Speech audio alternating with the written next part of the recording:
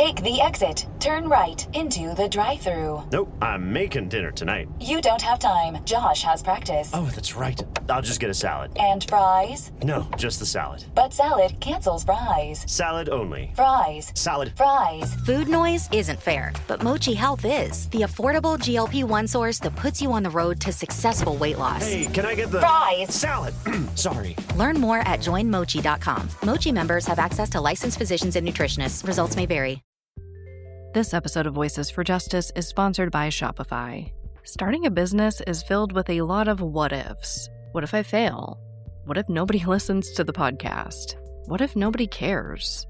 It can definitely be hard to get over that doubt and uncertainty, but making that leap was one of the best things I've ever done, and it's great to know that I'm not alone with a business partner like Shopify. Shopify is the commerce platform behind millions of businesses around the world, and 10% of all e-commerce in the US, from household names like Heinz and Mattel to brands just getting started. And I'm telling you, their tools really do feel like you have a business partner. They have hundreds of ready-to-use templates to help build a beautiful online store that matches your brand. You can also get the word out like you have an entire marketing team behind you. Easily create email and social media campaigns wherever your customers are scrolling or strolling. And if you get stuck, Shopify is always there to help with their award-winning 24/7 customer service. It's time to turn those what-ifs into with Shopify today. Sign up for your $1 per month trial today at shopify.com/justice. Go to shopify.com/justice. That's shopify.com/justice.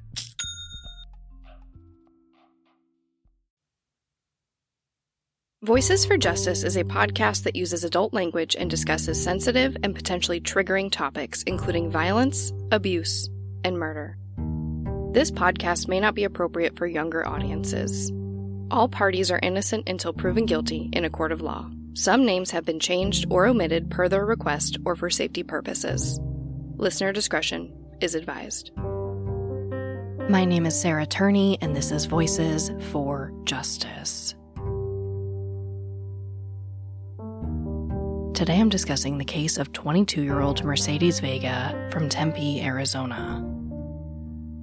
I want to warn you that today's case is a horrific one, and the person or people responsible are still out there walking free. But when I saw this story and realized that almost no one was talking about it, I knew I wanted to help. When I spoke with Mercedes' mom, Erica, I knew I had to help. My daughter was burned alive. There was bleach in her throat. She was taken. She was on video camera. She was hit over the head. Her blood splatter and matter from her head. Her car was taken out of her parking garage. There are cameras. Her car was found by Mill Avenue. There are cameras all over the place. Figure it out. If I had the access, I would figure it out. If you're not going to solve it, then give me all the information you have, because I will. Because I'm done. I am tired of this. It's bullshit. My kid deserves justice. I need to know who murdered my child, and I need that person to pay for it. This is the case of Mercedes Vega. Mercedes Marianna Vega was a woman who knew what she wanted and how she was going to get it. Really, she'd always been this way. When Mercedes was just 7 years old, she created a PowerPoint presentation to explain to her parents why they should take the family to Disney World. When she was older, she made another to explain why she should be allowed to get her first tattoo. In the spring of 2023, Mercedes was on track to achieving one of her newer goals, becoming a personal trainer. She worked out 6 days a week and followed a strict diet to prepare for her certification. But Mercedes did allow herself one cheat day a week to go out, have a good time with friends, and just not worry about all that. On Sunday, April 16th, 2023, just before 9 p.m., Mercedes is sitting in her apartment, texting some people about potential plans for her cheat night. It boiled down to going to play some games at Dave & Buster's, grabbing sushi, or just hanging out, presumably at someone's home. Now, Mercedes' mom, Erica, says that they don't know what Mercedes ends up choosing. Apparently, the final decision was made over the phone or FaceTime, because it just wasn't in her text messages. But based on Mercedes' outfit, Erica thinks that she was most likely going to Dave & Buster's. She goes for a cute but casual look, ripped jeans, a black t-shirt, and white sneakers. At around 9:15, she leaves her apartment and heads to the parking garage of her complex. As Mercedes turns the corner into the garage, she's looking down at her phone. We don't know if she was FaceTiming someone, watching a video, or what she was looking at on her phone. But we know that she was looking down. That was caught on surveillance video and shared with the public. We basically see Mercedes turning the corner while looking down at her phone. And then the video just stops. I imagine because what happens next is extremely disturbing. After this, Mercedes is hit over the head and forced into a vehicle. That vehicle then leaves the parking garage. 4 hours pass. Then, at about 1:15 a.m. on now Monday, April 17th, the fire department and officers from the Arizona Department of Public Safety respond to a call of a car on fire on Interstate 10 near Tonopah. This is about 60 miles from Mercedes' apartment. Once the fire's put out, they discover Mercedes deceased in the back seat. Then, investigators from the Maricopa County Sheriff's Office are called to the scene. In my interview with Erica, she explained that they were able to quickly identify Mercedes using her fingerprints. She believes this is because Mercedes held a Las Vegas sheriff's card. It's essentially a work permit that's required for certain jobs in that city. They verify your identity, take your prints, and ensure you don't have any felony convictions. I actually had something similar here in Arizona when I worked with kids in foster care. We call it a fingerprint clearance card. But fingerprints are how they identified Mercedes, and her family is notified of her passing. Now, naturally, Erica wants to see her daughter, no matter what condition she's in, but she's basically told that Mercedes' body is so burned that they won't allow it. I didn't even get to see her after she died. They wouldn't let me see her.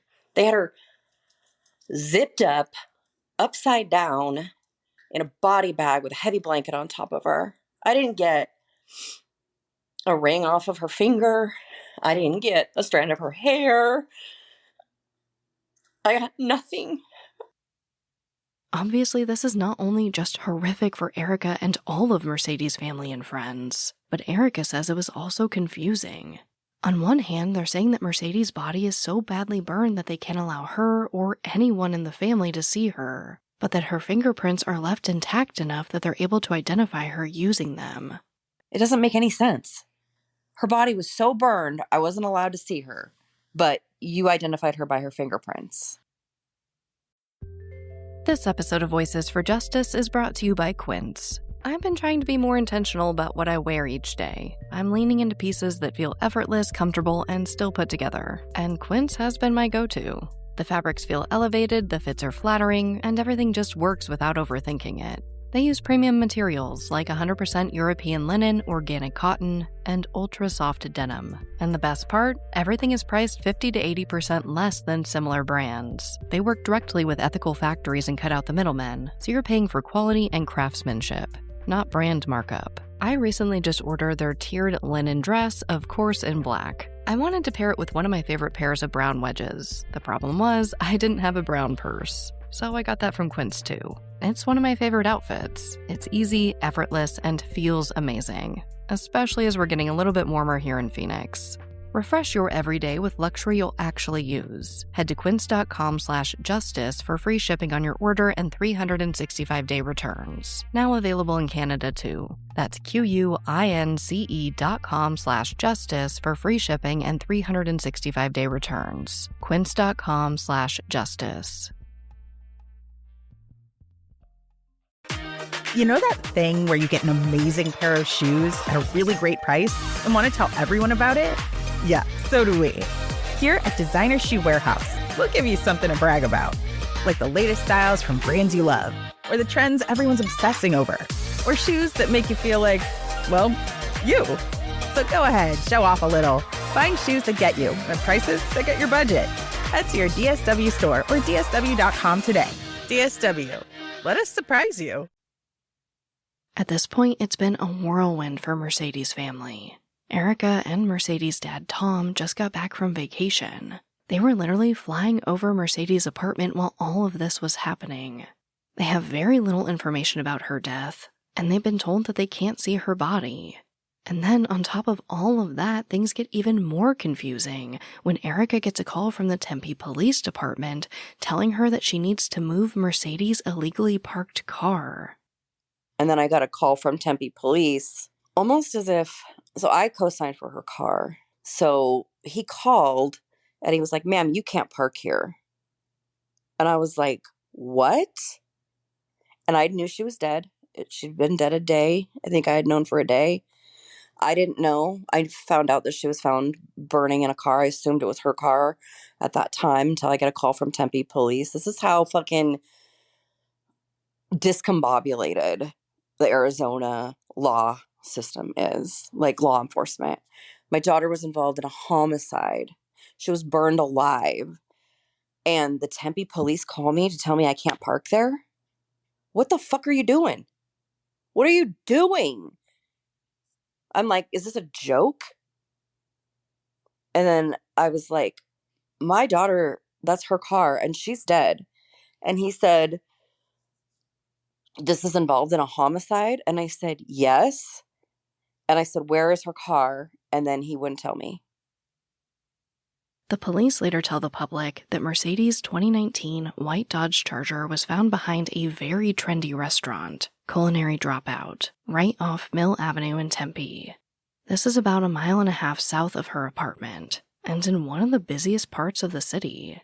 And I want to discuss that because I think it's really important, and it leads me to believe that the police must have more than what they're sharing.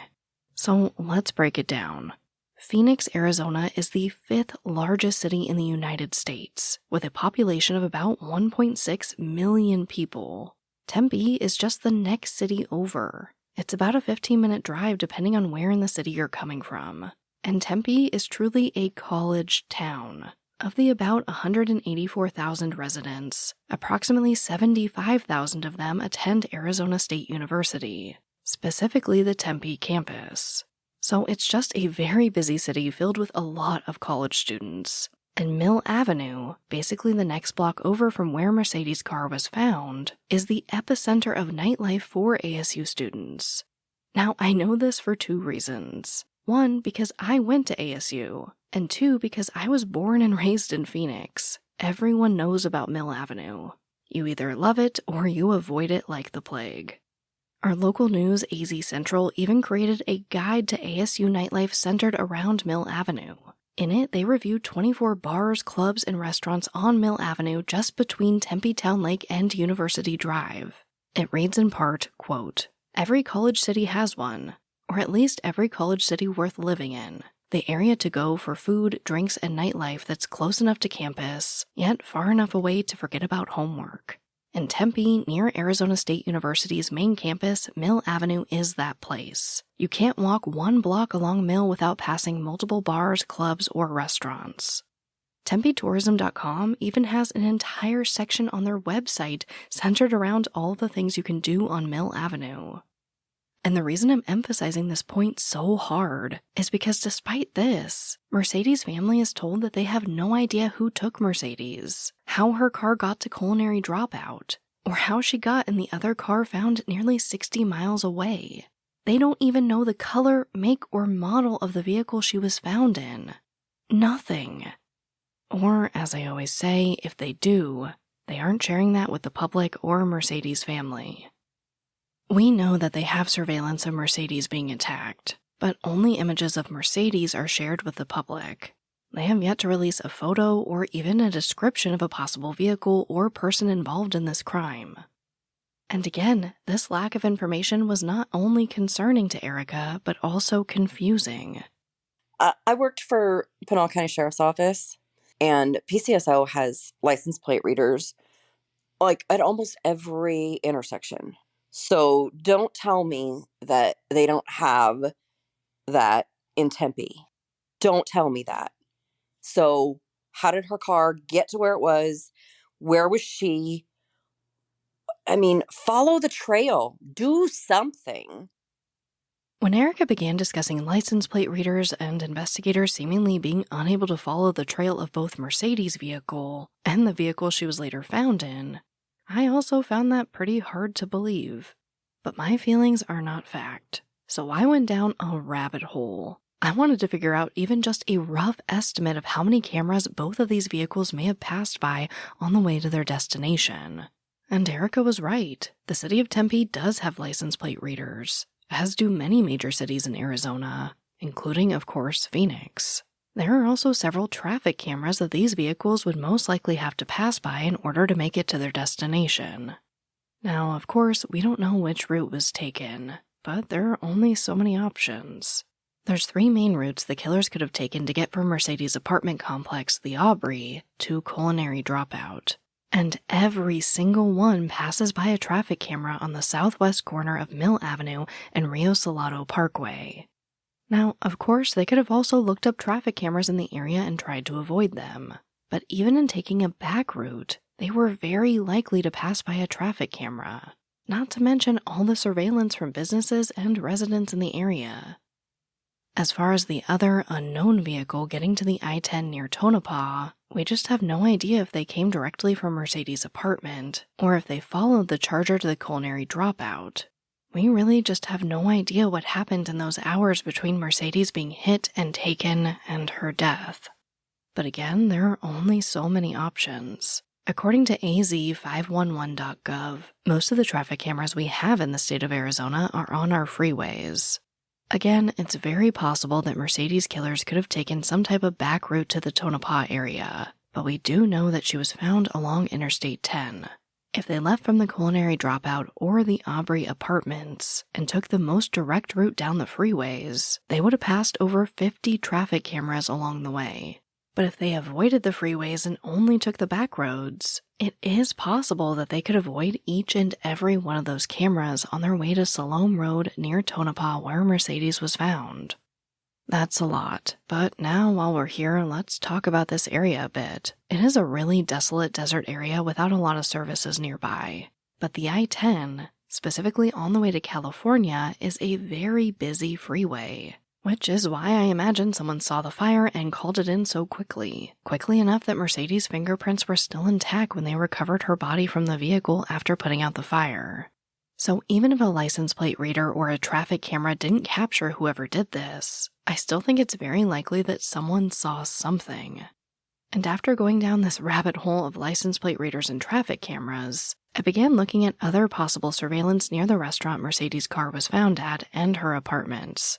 Like I said, these are both very popular areas of Tempe, so there's no doubt that many of these surrounding businesses, gas stations, restaurants, gyms, and other apartment complexes have cameras. But as far as Mercedes' parents know, police haven't been able to gather any surveillance from any of these businesses, or even personal security cameras in the area that show anything related to Mercedes. So I began to look at other options, and one really stood out to me. That's our rather new light rail system. Now, Arizona is kind of notoriously awful in terms of public transportation, so they spent a ton of money developing a new system that we call the light rail.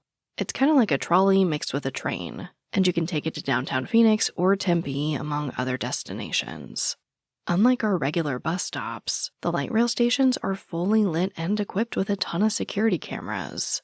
And they aren't tucked away or really even covered. They're open-air stations. And the light rail itself crosses over streets and at times will be running right alongside your vehicle. They basically move right alongside traffic in most cases. And again, we don't know the route that was taken that night. But we do know that from Mercedes' apartment complex to where her car was found, there are about 4 to 5 light rail stations in that 1.5-mile drive from the Aubrey to the Culinary Dropout. But just to be fair, let's say that whoever did this to Mercedes was a mastermind. They knew Arizona very well. They looked up all the cameras in the area to avoid them, and they took all the back routes to avoid being noticed as much as possible. They somehow avoided every security camera in the area. There is still another huge unanswered question in this case. How did they get into Mercedes' apartment complex garage in the first place? In order to enter that garage, you have to have a card or some type of key fob, or somehow sneak in while another car was entering or exiting. And we know the Aubrey has surveillance cameras. So what am I getting to here? Well, after all this research, I can only come to one conclusion. The same conclusion as Mercedes' family. There is just no way that there is zero footage of whatever vehicle Mercedes left that parking garage in. And again, we don't know if that was her Dodge Charger or the vehicle she was found in. They could have walked in and forced her into her Charger. Or they could have brought this other vehicle and forced her into that. We don't know. We just know that 2 vehicles were involved. But whichever it was, there is definitely video of that vehicle somewhere. And while I have to understand the Maricopa County Sheriff's Office is not releasing all that information to the public, what I can't understand is why after nearly a year now, none of that information is being used to invite the public to help identify the car or the person who did this to Mercedes. Not a single screenshot of the person driving that vehicle or the vehicle itself. Just those images we have of Mercedes. So her family just sits with this information, or really lack of information, for quite some time, waiting for answers and waiting for the results of her autopsy report. This would take about 6 months to get to her family. And as it seems to be a theme in this case, the autopsy was nothing short of horrific and confusing. But this is what the medical examiner determined. Her cause of death is listed as conflagration, blunt force, and ballistic injuries. Her manner of death is homicide. The report reads, quote, burned, inhaled smoke, blunt force, and shot. Bleach odor within larynx. Basically, Mercedes died from burns caused by inhaling smoke in the fire. She was literally burned alive. But the ME also found blunt force trauma and gunshot wounds that contributed. She was shot in her right arm from the front. It exited upward and to the right. The bullet was never recovered. She had a gash on the right side of her head, a scraped bruise on the back of her right arm, and an abrasion on the left side of her back. There was no trauma indicating sexual assault. However, there was bleach found in her throat. Bleach and gloves were recovered from the front of the car, and lighter fluid was found in the back seat. According to Mercedes' family, the toxicology report only showed marijuana in her system. No alcohol or drugs were present. While Tom has expressed that it brings him peace that Mercedes likely passed in her sleep, Erica can't help but wonder what type of fight Mercedes put up before her death, and has a theory about why the bleach may have been used. There's no way she didn't fight. She would not do something she didn't want to do. Somebody was forcing her to do something she didn't want to do. She had the sharpest teeth of anyone I've ever met. She had a cavity once when she was little, and the dentist was like, I cannot get through her teeth. We have to get a diamond drill because they're so hard. They were like knives. That's why I think there was bleach in her mouth. I think she bit someone. Insurance isn't one size fits all. That's why customers have enjoyed Progressive's Name Your Price tool for years now. With the Name Your Price tool, you tell them what you want to pay, and they'll show you options that fit your budget. So whether you're picking out your first policy or just looking for something that works better for you and your family, they make it easy to see your options. Visit Progressive.com. Find a rate that works for you with the Name Your Price tool. Progressive Casualty Insurance Company and Affiliates. Price and coverage match limited by state law. This episode of Voices for Justice is sponsored by Chewy. If you have pets, you probably know about Chewy, and you also know that when they say that they have everything you need to keep your pet happy and healthy, they're not messing around. To keep them happy, Chewy has over 100,000 products from all the brands my pets love at prices I love. To keep them healthy, Chewy offers pet prescriptions, pet insurance, telehealth vet visits, and they're even rolling out vet clinics across the country. I've been shopping with them for a very long time. And in addition to the auto-ship feature that gets the dog's food to them every single month, I also love to experiment with different treats. But I'm a bit picky. For me, it has to be high quality with simple ingredients. I recently picked up treats from Shepherd Boy Farms that are 100% just chicken breast. Popcorn and Heber are already obsessed. Chewy has everything you need to keep your pet happy and healthy. And right now, you can save $20 on your first order and get free shipping by going to chewpanions.chewy.com/Sarah E. Turney. That's chewpanions.chewy.com/Sarah E. Turney to save $20 on your first order with free shipping. chewpanions.chewy.com/Sarah E. Turney. Minimum purchase required. New customers only. Terms and conditions apply. See site for complete details. Nearly a year after 22-year-old Mercedes Vega's body was found burned in an unidentified vehicle off the I-10 freeway, there are virtually no answers in her case. And her family has become frustrated with the lack of progress and what appears to be a lack of an investigation. When I spoke with Erica, she told me that aside from the night they notified her of Mercedes' murder, the Maricopa County Sheriff's Office has never interviewed her or asked her any questions about Mercedes' life before her death. Not who she hung out with, if she was dating anyone, nothing. They don't tell me anything. Like I said, the only time they ever even asked me a question was the night that they came to tell me she was dead. They've not asked me one question about my child since the night that she died. Not one. This disturbed Erica so much that she took it upon herself to just give them information. She created a list of 100 things they never asked her about Mercedes, like that she was left-handed and a natural blonde. But as of this episode airing, she has yet to sit down for a formal interview with investigators. And she, Mercedes' father, and Mercedes' friends are now doing what so many families in this position do. They're turning to the public for help. The stage for the November 2023 press conference for Mercedes was full. Her friends and family stood and sat shoulder to shoulder, some waiting their turn to discuss the hole her murder had left in their lives, others just there to show support. Her parents explained that after waiting 7 months without answers, they were ready to speak about the case. The press conference was about 30 minutes long, and it's filled with helpful information that I used to create this episode, as well as funny and touching stories about Mercedes. But one that hit me really hard and shows how much she meant to her loved ones was a letter her friend Mackenzie wrote. Dear Mercedes, first of all, I love you. I love you so big it's hard to even put into words. I remember the last time we hung out, the last movie we saw, all the Savage Fenty shows we would watch because we had the same love for fashion and dance. The countless meaningful conversations about life and the difficulties of it all. God, I miss you. I never ever in my life thought that there would be a world that you weren't in. Here I am. You were robbed of your life and your future. We, your family and friends, were robbed of watching your future, and that can't just be for nothing. I'll be damned if these vile, evil people get away with what they did to you. Of all the ways this could have happened, never in my life or any other life would I ever accept the way this happened. Never. Mercedes, you were such an intuitive, empathetic, and beautiful human being. I know for a fact if this absolutely inhumane, horrible crime were to happen to any one of her friends or family, that she would fight.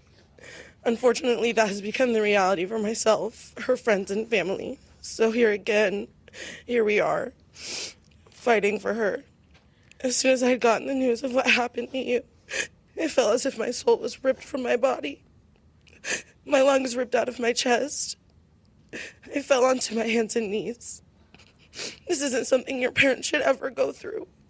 But I know you have chosen me as one of the people to help comfort your parents, and I will do so for them and for you, most importantly. They say they gained other daughters out of your friends and I, but little did they know they would gain a support system they can depend on and trust. I will fight for you, Mercedes Marianna Vega, until the wheels fall off. I will do whatever it takes. You didn't deserve this, and none of us here deserves this. At the very least, you deserve your justice. And we will get it if it's the last thing I do. I love you, Merlot, forever and always. Your Kenzo.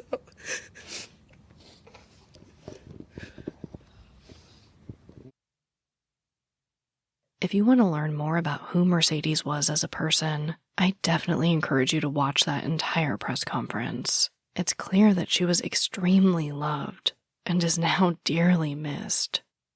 Her friends and family have since created pages and groups for Mercedes on every social media platform and are begging people to help share her story in hopes of getting a resolution. According to Mercedes' parents, the community in Tempe also wants answers. After Mercedes was murdered, they canvassed the area, looking for answers and speaking to business owners. And people were scared. They're afraid to walk to their cars at night. Some of these businesses have Mercedes' flyer and her story posted in their employee areas, just to warn them that the person or people who did this are still out there walking free. This is also my community. And having so few answers about such a brutal case of a young woman from our college town killed like this is terrifying. But that is pretty much where her case is today. So what happened to Mercedes? Well, no suspects or persons of interest have been named. And there are no arrests in this case. And there's so much we don't know. We don't know if there was blood found in her Charger, how access was gained to her parking garage, why they abandoned the car on such a popular freeway, even where Mercedes was heading. And I think it's extremely worth noting that as far as her parents know, she was not experiencing any type of harassment that would scare her. Her father, Tom, says that he saw Mercedes twice a month. He would come bring her medicine when she was sick. She was still on her parents' phone plan. Though Mercedes was 22 and technically an adult, she relied on and had a good relationship with her parents. They believe that if she was scared of something, she would have told them. That said, the top theory in this case is that Mercedes possibly had some type of stalker she didn't even know about. See, Mercedes danced at nightclubs previously in Las Vegas, and in the Valley twice a week while working on getting her personal trainer certification. She also had kind of a flashy car with a personalized license plate, LUV 333. So some theorize that someone from a club she worked at became obsessed with her, possibly saw her vehicle in the parking lot, followed her to the Aubrey apartments, and planned out the attack. She was so strong. She was so beautiful. She was so impressive. Do I think it might have had something to do with the fact that somebody became obsessed with her? Very possible. She's easy to become obsessed with. Some have theorized that perhaps Mercedes was the victim of a jealous ex, or even another dancer at the club. But as far as I know, there's no solid evidence to back that up. One of my first thoughts was a potential motive of burglary. Maybe someone knew Mercedes likely had a lot of cash on her from dancing, or even just saw her Louis Vuitton bag and targeted her. And that is still possible, as we aren't sure if her bag or wallet was ever recovered. But we do know that Mercedes' apartment was not entered after she left, and she did have over $10,000 in cash there that was never touched. Whatever happened to Mercedes, I can't help but think it was either a targeted attack, or whoever did this just had impeccable timing to be able to attack her right as she was entering her parking garage.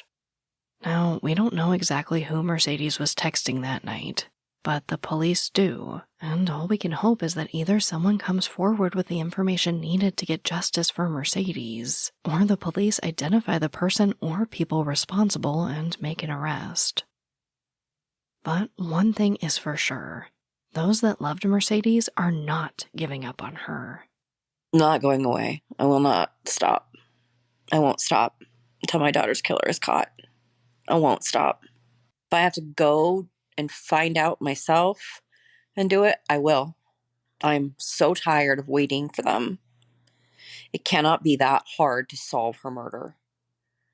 Cameras, license plates, readers, the vehicle she was found in, videotape of her walking out into her parking garage, DNA, her cell phone, her car being found. Figure it out.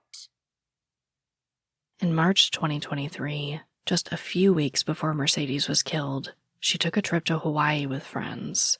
It was one of her favorite places in the world. When she came home, she told her mom that someday, far in the future when she had kids, that she wanted them to spread her ashes there. She said that's where her soul belongs. Of course, Mercedes will never get to have those children, but her family does plan to fulfill her last wish as soon as they can. That brings me right to our call to action. Mercedes' case has not been shared very far in the true crime community yet, so let's make that happen. Share her case, share this episode, and share her family's social media pages for her. And if you'd like to help even further, her family does have a GoFundMe page to raise money to add to the current silent witness reward for information leading to an arrest. That currently sits at $2,000. and they're hoping to add an additional $10,000 to the reward. So if you can and feel so inclined to donate, you can find the link to their GoFundMe in our episode description. I would love if we can rally around Mercedes' loved ones and show them the support that they are desperately seeking.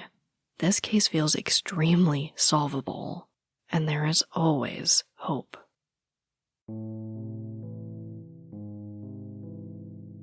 As a reminder, 22-year-old Mercedes Vega was attacked in the garage of the Aubrey Apartments in Tempe on the night of Sunday, April 16, 2023. She was found deceased in an unknown vehicle around 1:15 a.m. on Monday, April 17, 2023, off the I-10 freeway near Tonopah, Arizona. Her vehicle, a 2019 white Dodge Charger, was found behind the culinary dropout in Tempe.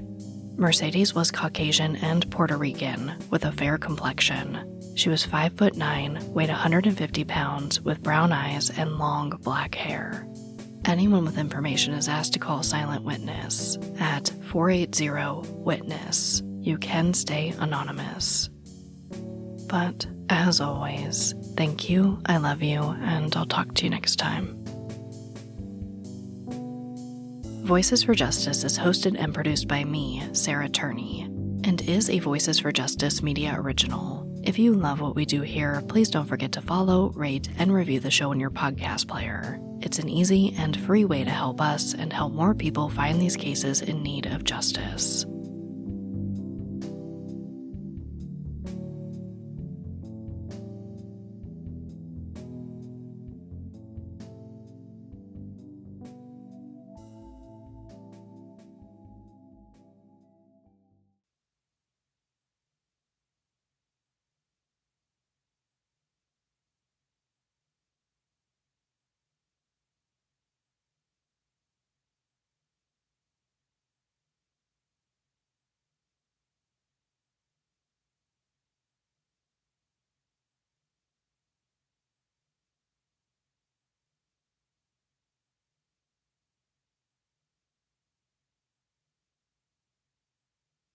Welcome to the Secret After Show. I think it's pretty clear in the episode how frustrated I am with this case. It just feels so solvable. And I stand firm that I believe that there's footage out there. I'm not saying the police should release it. I am saying it might help, at least, like I said, like a still shot of the person who possibly did this, a still shot of the vehicle, anything. I do think it would help, but again, it is very possible that there is, obviously there's so much we don't know about this case that they are not releasing to the public. And it's always possible that there's a very good reason for not releasing those things. So I will say that. And it's hard, I think, because it's so close to me. It's right in my backyard. And I kind of know how the police work here. It's hard because on one hand, part of me can't understand why this case isn't bigger. I mean, it's such a brutal murder, and it was done so publicly. I mean, to snatch her from her apartment complex garage, and from what I could find, the Aubrey apartments look pretty nice. They're pretty fancy. And for them to come in and snatch her in front of cameras, and then, whatever happens next, obviously, leaving her car behind the Culinary Dropout, one of the trendiest restaurants, not only in Tempe, but in Phoenix too, in Scottsdale. All their locations are usually packed. It just seems so apparent. They weren't trying to hide anything, and yet they're getting away with it. And then to take whatever that vehicle, the unknown vehicle was, along the I-10, on the way to California, going west towards Tonopah, is a very, very, I don't have another word for it, ballsy move. It just is. I mean, that is one of the most common routes that people from the east going west to California take. So one part of me is like, how are the police not focusing on this more? How is this not in the news more? This is one of the biggest college towns, I have to believe, existing out there. I mean, Tempe and ASU is just a huge, huge party school. So yeah, I mean, to have this killer roaming around, doing something to a college-age child, really, 22 is so young, you guys.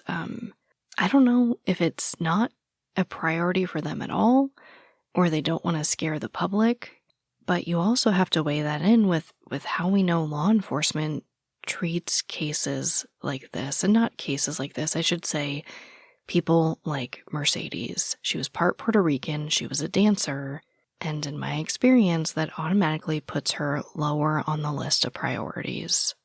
I am obviously not saying it should be that way, I am just saying that is what I have seen from my experience. But again, I stand firm that there has to be some type of footage out there, and that someone definitely knows something. These acts were not committed, in private. The garage, going out to the I-10, these are all really popular places. And like I was saying, it's really just at this point that Mercedes' family is trying to get the story out there. They waited months. They were extremely patient, waiting for more information from the police. And more important than that, right? Action from the police, and they're just not seeing it. I mean, when Erica told me that she wasn't even interviewed, I just want to help them. And I hope that you do too, so please just share this case. It feels like one of those cases that should be way, way bigger than it is, and for whatever reason, it's just not. So, like I said, let's try to surround them with some voices for justice love, and just, I don't know, get this case in front of more people. Now, moving on to, I'm always so bad at these transitions, you guys. It's really hard to go from let's talk about the case to what's going on with me. But let's move on to what is going on with me then. So as you have probably noticed, I hope you've noticed, I announced the new show on the Voices for Justice Media Network. I did that previously here a little bit. I told you guys it was going to be called Media Pressure, and then I told you I couldn't say much more. But it has now been announced. Media Pressure Season 1 will be the untold story of Maura Murray as told by her sister, Julie Murray.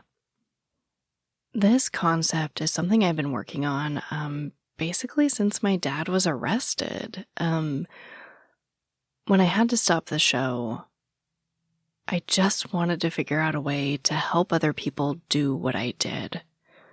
To create media pressure, to create, hopefully, just resources for these cases to show the world and law enforcement that we're not going away, that the case is not going away, and at the very least to just honor those at the center of these stories.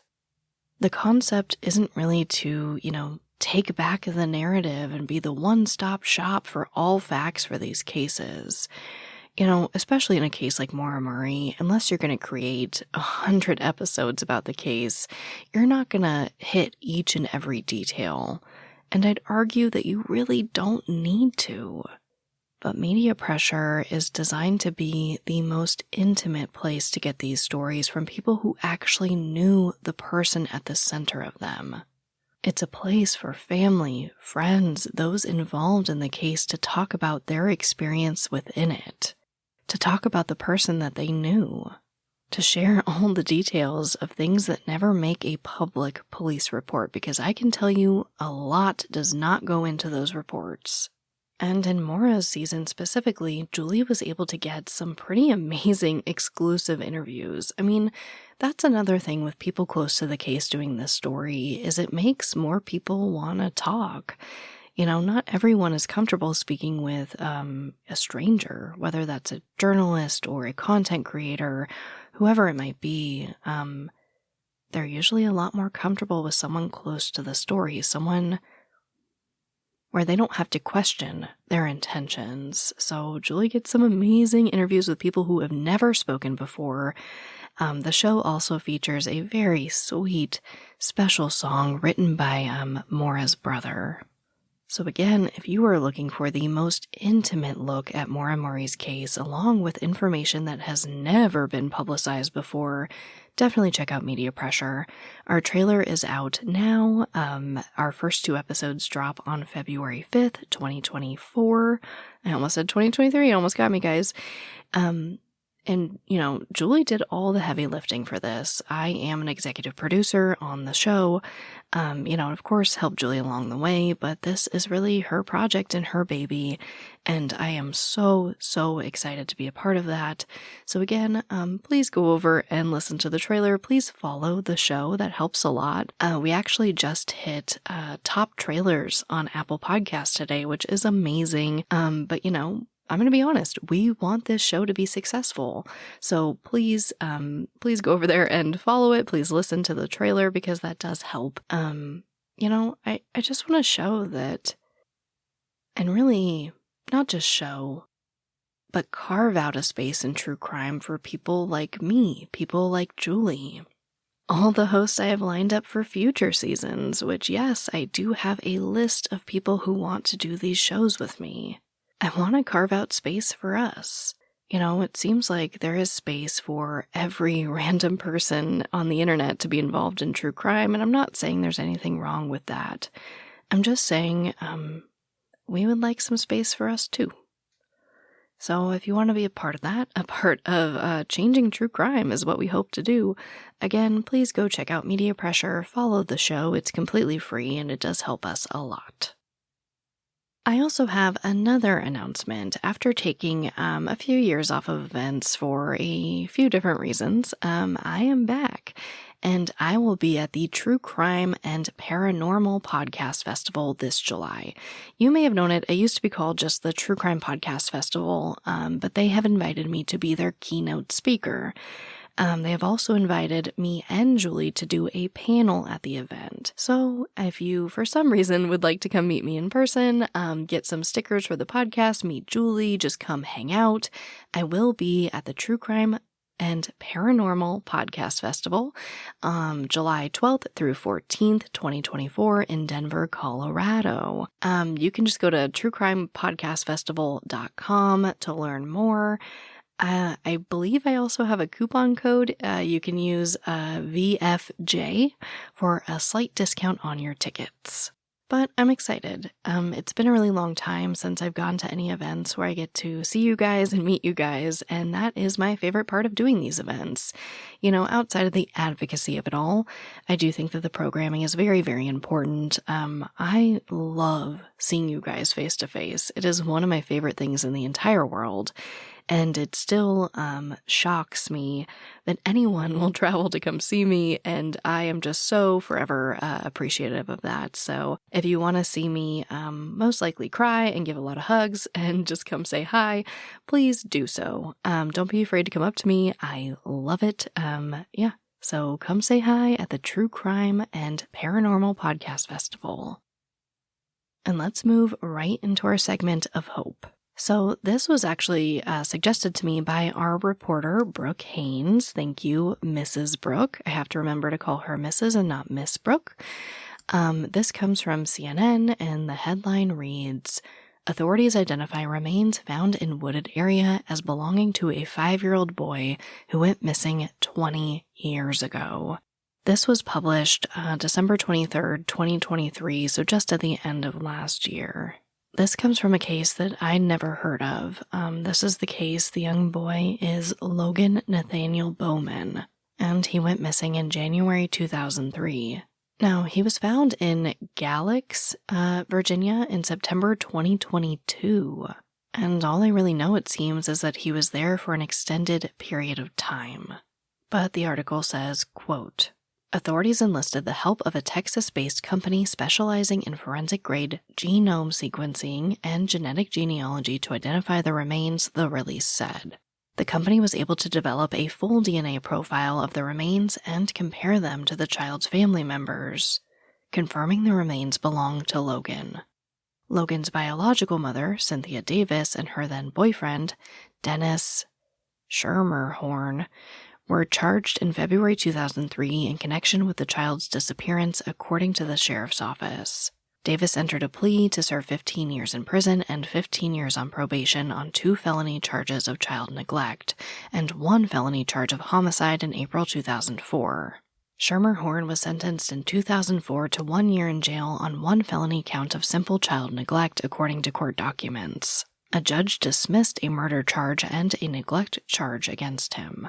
It appears that CNN has reached out to attorneys listed for these people for comment, and they have not responded. And of course, the reason that this makes our segment of hope is because he was found and identified. And it's hard. I mean, obviously, the people who put him there are now walking free, and I can tell you how hard that is to deal with. But I do think it's amazing that in a case that was adjudicated, they took the resources to go above and beyond to identify Logan. So that's why it makes our segment of hope. There was someone out there that cared more than getting a verdict in this case and just wanted to really lay him to rest. But as always, thank you, I love you, and I'll talk to you next time. Tires matter. They're the only part of your vehicle that touches the road. Tread confidently with new tires from Tire Rack. Whether you're looking for expert recommendations or know exactly what you want, Tire Rack makes it easy. Fast, free shipping, free road hazard protection, and convenient installation options. Go to TireRack.com to see tire test results, tire ratings, and consumer reviews, and be sure to check out all the special offers. TireRack.com, the way tire buying should be.